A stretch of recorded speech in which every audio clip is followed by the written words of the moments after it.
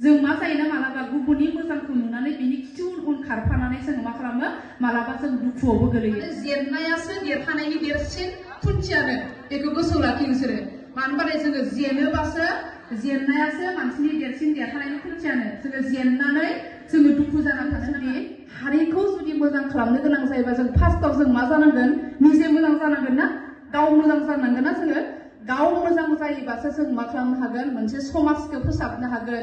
जोङो हारिखौ गोजौआव दैखांलांनो हागोन बेखायनो जोंनि मेन टारगेटआ मेन थांखिया मा जाग्रोनांगोन आं गावखौ माबोरै मोजां खालामनो बा आं माबोरैहाय सोलोंथाइ लानानै आङो निजेबो मोजां जागोन न'खरखौबो मोजां खालामगोन आरो गामिनि खाथि खाला ससाइटिखौबो आं मोजां खालामलांनो हागोन बे बाथ्राखौ जोङो जेब्लाबो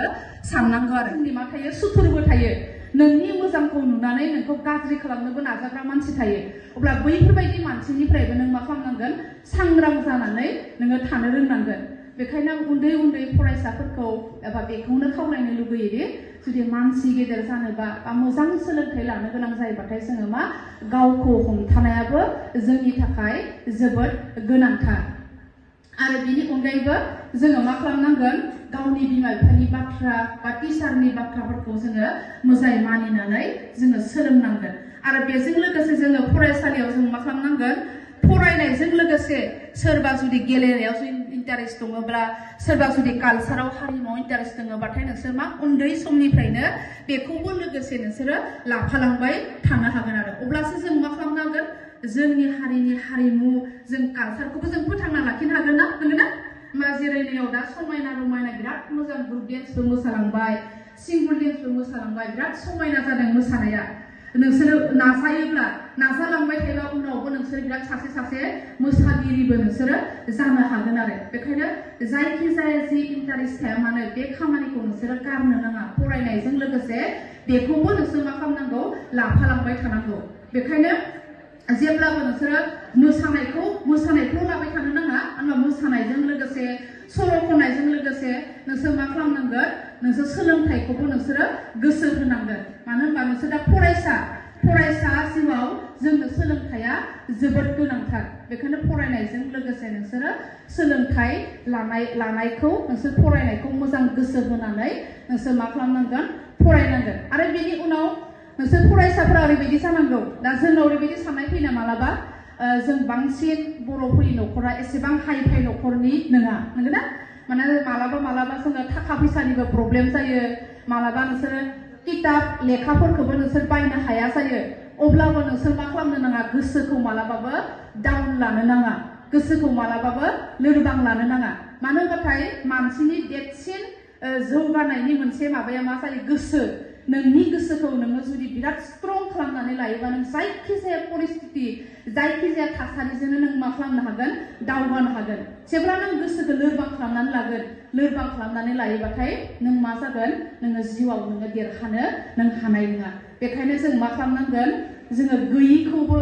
जों गैया होननानै जों मा खालामनो नाङा फावसायना थानो नाङा सोरनिबा मोजां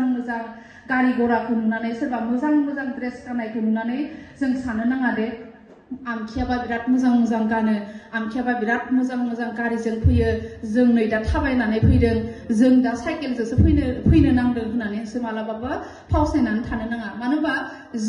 जोंनाव जिखिनि दं बेजोंनो जोङो गोजोननायखौ जोङो लानो नाजानांगोन आरो जोंनाव जिखिनि थानाय बेखौ जों जुदि गोजोननायखौ लानो रोङोब्ला अब्ला जों मा खालामनो हानाय नङा जोङो जिउआव दुखुआव गोग्लैनाय नङा जों मा जायोना मालाबा गुबुननि मोजांखौ नुनानै बिनि खिथु उन खारफानानै जोङो मा खालामो मालाबा जों दुखुआवबो गोलैयो बेखायनो जों मा खालामनो नाङा गुबुननि मोजांखौ नुनानै जोंनि गोसोखौ जों डाउन खालामना लानो नाङा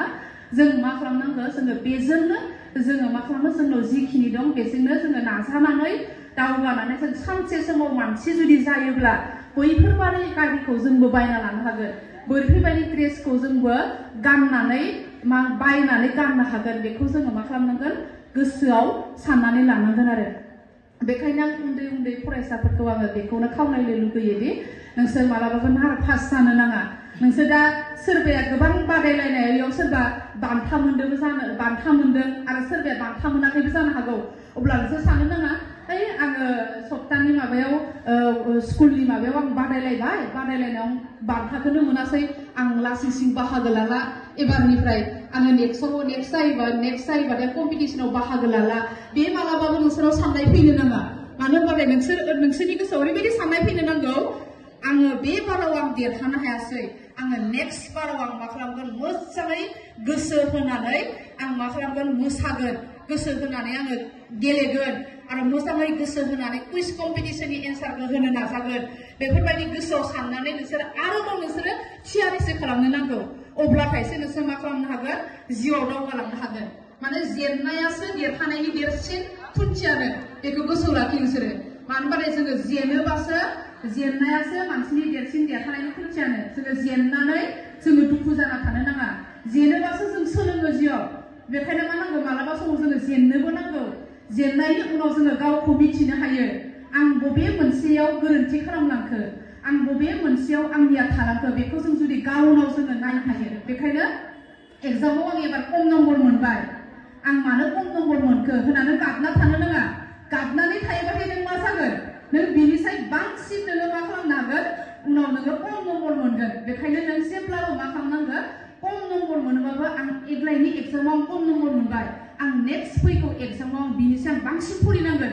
एबार आं जुदि 5 घन्टा फरायनायाव बेखिनि मोनदोंबा आङो नेक्स्टआव आं 6 घन्टा फरायनांगोन अब्ला 6 घन्टा फरायोब्लाथाय आङो बैखिनि नाम्बारखौ आं मा खालामनो हागोन लाखिनो हागोन होननानै नोंसोरनि गोसोआव जेब्लाबो बे साननाया फैनांगौ आरो फरायसाफोरा जाहाथे मोजाङै गोसो होनानै फरायो आरो टिचारफोरनि बाथ्राखौ मानियो